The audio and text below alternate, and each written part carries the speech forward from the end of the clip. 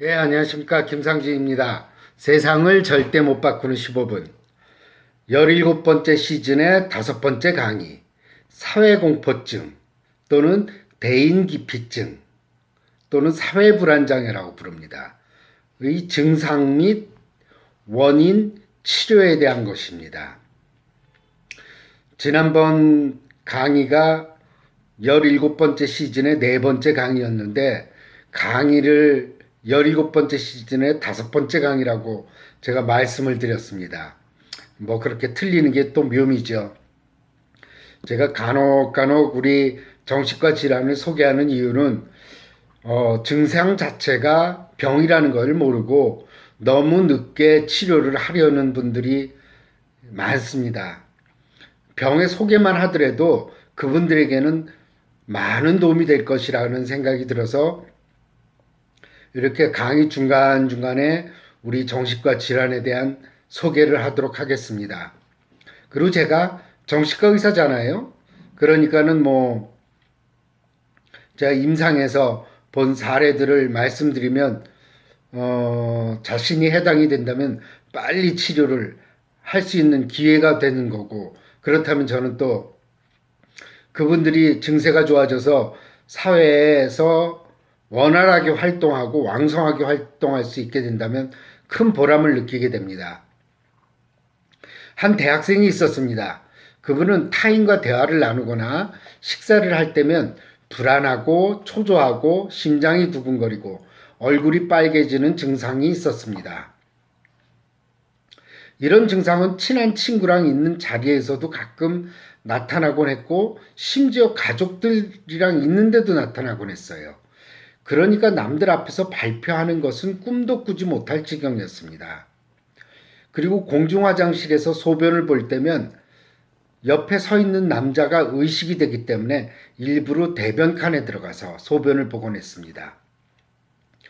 이분은 특히 다른 사회공포증보다 더 심한 증세를 가지고 있었는데 수업 시간에 수업을 들을 때도 남이 의식되고 불안해지는 증세가 있었어요. 사실 남들은 자신에 대해서 관심도 없거든요.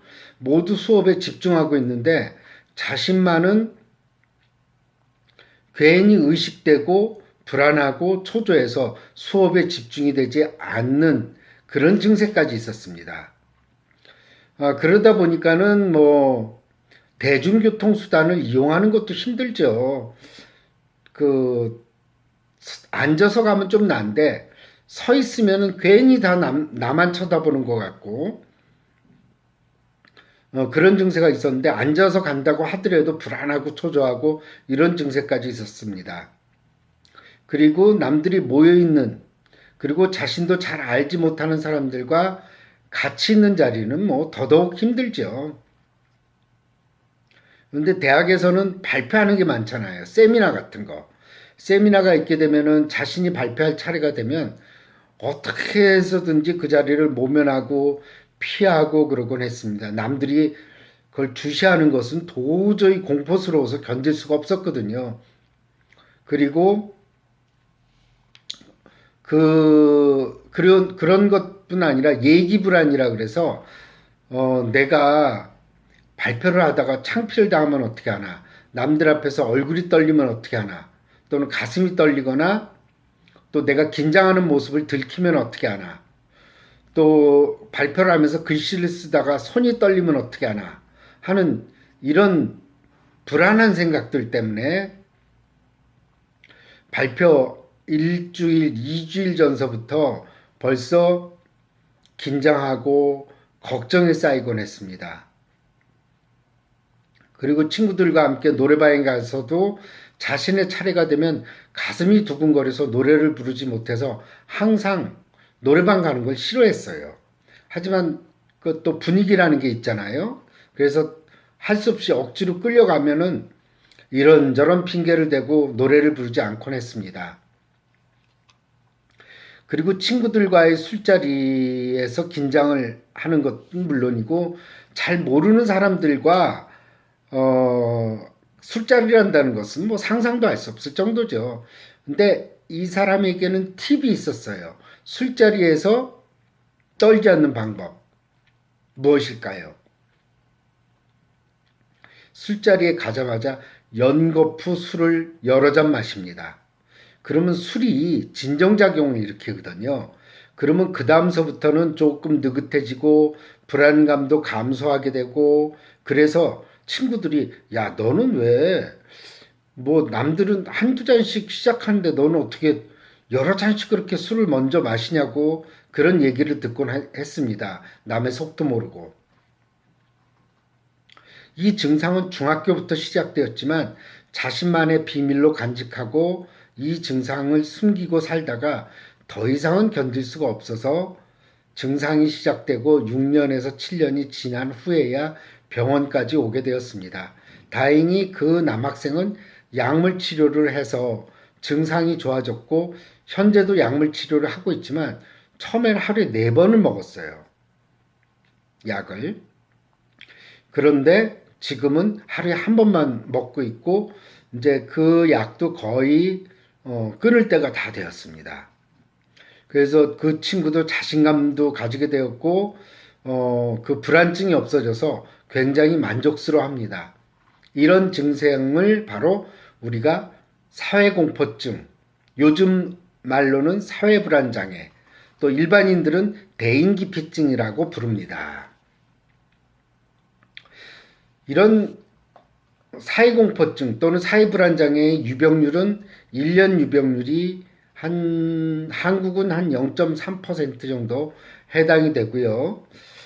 사회불안장애는 뻔해요. 혼자 있을 때는 아무 문제 없죠, 당연히. 남들이 나를 쳐다보거나 주시하는 장소, 이런 데서 나타나게 되고, 따라서 대부분 13살에서 20살 사이에서 발병하게 됩니다.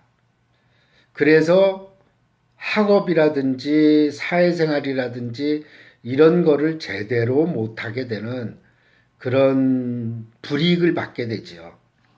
진단에서 가장 중요한 것은 사회적 상황에서 일반적으로 수줍어하고 부끄러워하는 사람들 있잖아요. 그런 것들은 사회불안장애라고 부르지 않습니다. 그 제가 말씀드렸던 그런 그 위에 먼저 서두에 말씀드렸던 그런 예에 해당되는 경우를 우리가 사회불안장애 또는 사회공포증이라고 부르죠.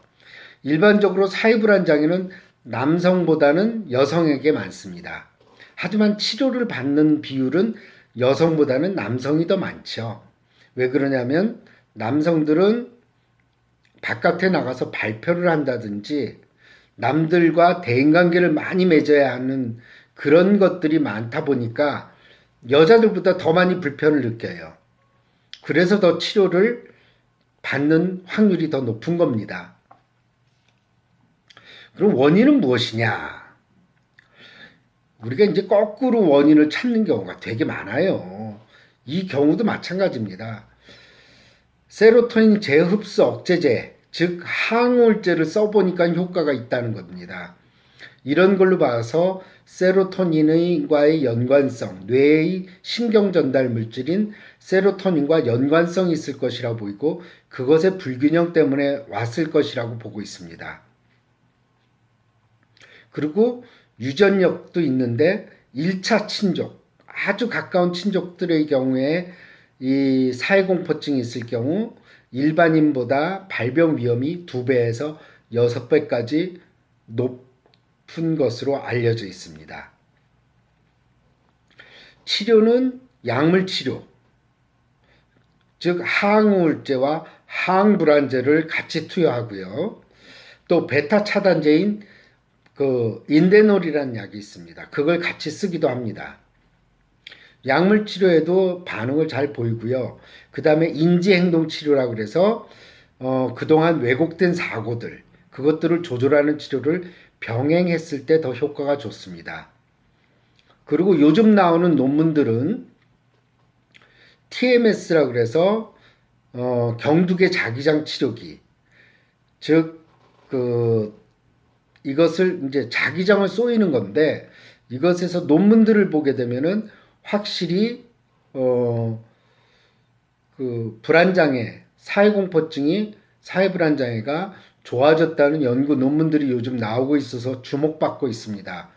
저희 의원에도 TMS가 있는데 약물 치료에 잘 반응하기 때문에 굳이 TMS를 쓰지는 않았지만 앞으로 약물 반응에 별로 호전이 없는 경우에는 TMS도 여러 가지 논문들을 뒷받침하는 걸로 봐서 제 생각에도 한번 TMS를 같이 써볼 생각도 있습니다. 그러면은 공식적인 교과서적인 진단 기준은 무엇일까 보겠습니다. 1번은 타인이 나를 주시하거나 관찰될 수 있는 하나 이상의 사회적 상황에 노출된 것을 극도로 두려워하거나 불안해합니다. 그런 예로는 대화를 하거나 낯선 사람을 만나는 것, 또 음식을 먹거나 마시는 자리, 이런 데서 굉장히 극도로 두려워하고 불안을 느끼고 연설이나 발표 같은 것들을 할 때도 다른 사람들 앞에서 굉장히 어려움을 겪고 거의 공포 수준에 가까운 불안감을 느끼는 것을 말합니다. 그리고 이런 것들, 남들 앞에서 이제 주시되는 상황에서 남들 앞에서 수치스럽거나 당황한 모습으로 보일까봐 굉장히 불안해하고 그런 불안 증상을 보일까 봐서 두려워하는 것을 말합니다. 세 번째는 이러한 사회적인 상황이 항상 공포나 불안 반응을 일으키고요. 네 번째로는 이런 사회적 상황을 회피하거나 극심한 공포와 불안 속에서 버텨냅니다. 다섯 번째는 이런 불안과 공포는 실제 사회생활이나 사회적인 맥락에서 볼 때 실제로 우리가 드러나는 것에 비해서 비정상적으로 극심하게 나타난다는 거죠. 불안 반응이요.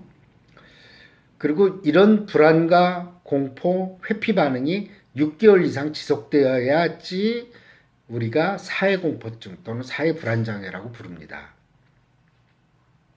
일곱 번째는 공포나 불안, 회피는 사회적, 직업적 또는 다른 중요한 기능 영역에서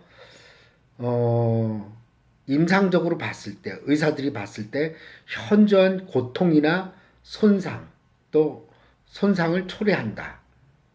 즉 분명히 너무 지나치게 불안과 공포를 느껴서 일상생활에 지장을 준다는 의미입니다. 그리고 여덟 번째는 공포나 불안 이런 것들을 회피하기 위해서 약물을 남용한다든지 또 술을 많이 마신다든지 이런 것들 이런 반응들이 있을 수 있는데 하지만 이런 약물이라든지 이런 것들을 썼을 때 나타나는 그런 금단 증상은 아니어야 된다는 거죠. 그 여덟 번째는 제가 잘못 설명드렸습니다. 죄송합니다. 여덟 번째는 약물 같은 것, 마약이라든지 알코올이라든지 이런 것들 금단 증상 이런 것이 아니어야 된다는 얘기예요. 예, 제가 잘못 설명드렸습니다. 죄송합니다. 하여튼 뭐 마약이라든지 뭐 카페인 중독이라든지 이런 것들 때문에 나타나는 금단 증상은 아니어야 된다. 이런 겁니다. 사회불안 장애가 특히 가수라든지 무용수라든지 연기자라든지 운동선수라든지 이런 사람들한테 사회불안 장애도 있을 수 있거든요. 그럴 경우에는 굉장히 직업에 문제가 생기고 사회생활에 문제가 생기죠. 이들은 이제 이런 것들을 하는 것에 있어서 남들 앞에서 공연하고 운동하고 또 연기하는데 문제가 굉장히 심각하겠죠. 다른 사람들에 비해서. 그래서 이런 분들은 약물 남용이라든지 알코올 의존을 하는 경우도 있고 술을 마시고 나서 이런 무대에 서는 분들도 있습니다. 그러면은 이 진단의 특징이 뭘까? 이제 아까 말씀드린 거랑 비슷합니다. 핵심적인 특징은 다른 사람들이 나를 보는 상황. 내가 주시되는 상황에 대해서 극심한 공포와 불안을 느낀다는 거죠. 아동의 경우에 있어서는 이제 어른들이랑 같이 하는 자리 같은 데서 또는 같은 또래 애들 사이에서도 같이 놀거나 같이 음식을 먹거나 그랬을 때도 이 불안 증세가 있어야지 불안 증세가 나타나게 되고요. 또 이런 핵심적인 특징 중에 하나는 이들이 내가 주시되는 상황에서 내가 남들에게 부정적으로 평가될까봐 두려워해요. 혹시 내가 나약해 보이지 않을까? 이렇게 떠는 것을 보고 내가 불안해하는 것을 보고 내가 또 불안해하는 모습 자체를 남들이 들킬까봐 남들에게 이런 것들을 굉장히 두려워합니다. 또 얼굴이 붉어지거나 떨거나 땀을 흘리거나 말을 더듬거나 또 불안 증상을 보일까 봐서 또 두려워하죠. 또 손을 떠는 것에 대한 공포가 있는 사람들은 다른 사람들 앞에서 음식을 먹고 글씨를 쓰고 대중 앞에서 손가락으로 이렇게 가리키는 거 이런 것들을 피합니다. 일부러. 땀을 흘리는 것에 대한 공포가 있는 사람은 남들 앞에서요. 그런 사람들은 다른 사람과 악수하거나 매운 음식을 먹는 걸 피합니다. 얼굴이 붉어지는 것에 대한 공포가 있는 사람들은 대중 앞에서 무엇인가를 하거나 밝은 불빛 그런 것들을 피하게 되고요. 몇몇 사람은 아까 말씀드린 그 대학생의 사례처럼 공중화장실에서 다른 사람들이 있을 때 소변 보는 걸 두려워합니다. 이걸 소변불안증 또는 수치성 배뇨장애 증후군이라고 명명합니다. 사회적인 상황은 거의 대부분 공포와 불안을 일으킵니다. 따라서 사회적 상황에서 가끔 불안해하는 사람은 사회불안장애로 진단되지 않겠죠. 사실 누구 앞에서 발표한다든지 누구 앞에서 연설을 한다든지 이런 건 누구나 다 긴장되는 상황이잖아요. 하지만 이 사람들은 일상적으로 남들 만나는 자리에서까지 불안 반응을 일으킨다는데 특징이 있어요. 그리고 이분들은 예기불안이라 그래서 내가 발표를 하는 게 앞으로 2주 후에 발표를 해야 되는데 아니면 3주 후에 내가 발표를 해야 되는데 이런 상황이 닥치게 되면 벌써 몇 주 전부터 매일매일 그 일에 대해서 걱정을 하고 그 다음에 그 걱정을 늘어놓고 또 심지어는 식음을 전폐하기도 합니다. 아동에서 사회공포증은 눈물을 흘리고 울고 그 다음에 분노 발작을 일으키고 또 얼어붙는 것처럼 그렇고 또 부모한테 매달리기도 하고 이런 것들로 나타나기도 합니다. 물론 이제 사회불안 장애가 있는 사람들은 자꾸만 자신의 공포를 일으킬 만한 상황을 피하게 되죠. 그래서 이제 이런 회피는 사소하게 나타날 수도 있어요. 예를 들어서 눈 맞춤이 좋지 않다든지 뭐 다른 사람에게 그 발표 준비를 너무 지나치게 오래 한다든지 왜냐하면 잘해야 된다는 내가 실수할까봐 두렵고 그러니까 그걸 극복하기 위해서 그냥 진짜 퍼펙트하게 하기 위해서 남들의 수십 배의 노력을 하기도 합니다. 이제 부수적인 특징으로는 사회불안 장애 환자들, 그 사회공포증 환자들은 자기 주장이 단호하지 못해요. 남들 앞에서. 그리고 과도하게 순종적이고 어떤 경우에는 지나치게 경직된 자세나 부적절한 눈맞춤을 보이죠. 왜냐하면 사람들 앞에서 위축되고 주눅 들어 있다는 소리예요. 또 너무 부드러운 목소리로 대화를 하기도 합니다. 또 이런 사람들은 부끄러움을 많이 타고 뒤로 물러나 있죠. 그리고 대화를 할 때도 여러 사람과 대화할 때 거의 자신을 노출하지 않습니다. 조용히 숨죽이듯이 병풍처럼 있는 경우가 많죠. 그들은 그래서 사회적 관계가 필요로 하지 않은 직장을 찾는 경우가 많습니다. 대인관계가 적은 직장을 찾죠. 그리고 집에 더 오래 머물기를 원하고요. 남성은 결혼을 해서 가정을 꾸리는 것이 다른 사람들보다 늦습니다. 나이가. 또 집 밖에서 일하기를 원하던 여성들은 대개는 직장을 포기하고 주부로서 엄마로서 그냥 자신의 꿈을 접고 사는 경우가 많습니다.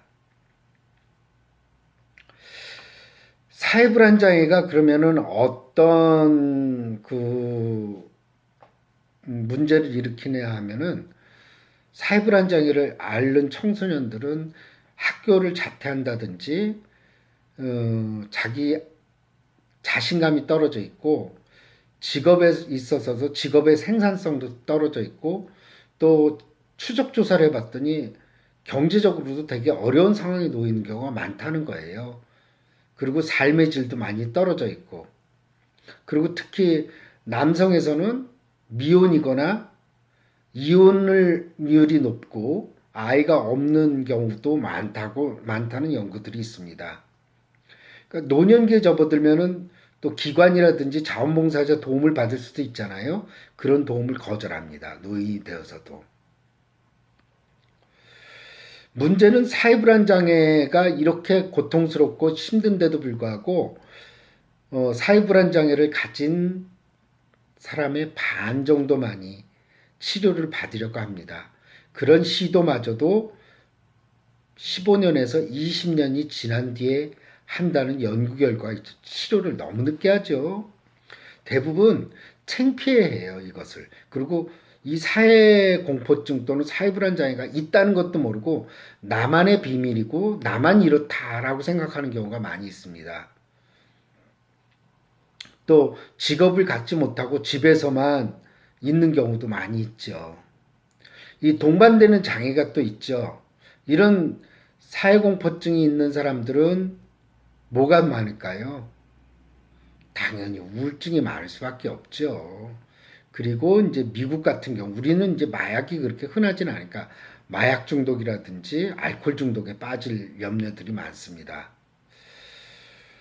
그 사회불안장애가 다른 사람들과 고립돼서 지내게 되거든요. 그러다 보니까 우울증은 당연히 일어날 수밖에 없고 특히 노년층의 사회공포증에서 우울증이 훨씬 더 많이 증가한다는 얘기들이 연구들이 있습니다. 그래서 제가 이제 오늘 소개해드린 사회불안장애, 사회공포증 또는 대인기피증 이런 것들은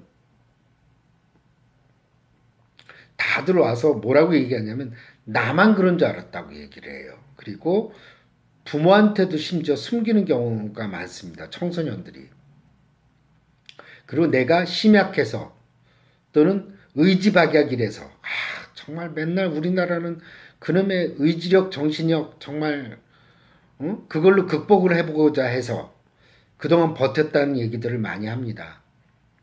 하지만 그렇게 해서 될 문제는 아니고 제가 말씀드린 대로 인지행동치료, 약물치료 등 이런 것들을 같이 하게 됐을 때 자신감을 갖게 되고 사회생활 내에서 내가 긴장을 하지 않고 불안하지 않게 돼서 정말 자신감을 갖고 많이 만족스러워 합니다. 그래서 오늘 제가 소개해드릴 사회공포증에 해당되는 분들이 있다면 또 주변에 그런 분들이 있다면은 꼭 치료받기를 권유해드립니다.